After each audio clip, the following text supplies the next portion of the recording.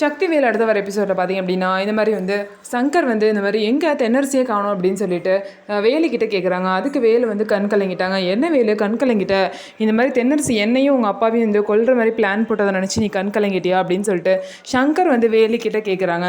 ஆனால் வேலுக்கு மட்டும் தான் தெரியும் தென்னரசி உயிரோடே இல்லை. செல்வி வந்து ஏதோ ஒரு சூழ்நிலையில் தென்னரசை வந்து கொலை பண்ணுற நிலைமைக்கு ஆளாயிட்டா. தென்னரசு இப்போ உயிரோட இல்லை, இறந்துட்டான் அப்படிங்கிற விஷயத்த யார்கிட்டையுமே சொல்ல முடியாமல் வேலை வந்து தனக்குள்ளேயே வச்சிட்ருக்காங்க. அப்படி இந்த விஷயம் வெளியே வந்தால் கண்டிப்பாக செல்வி தான் அதுக்கு பின்னாடி இருக்காங்க அப்படிங்கிற விஷயம் வெளியே வந்துடும். செல்வியோட வாழ்க்கையை வீணாக போயிடும் சொல்லிட்டு வேலை இந்த விஷயத்த மறைச்சிட்ருக்காங்க.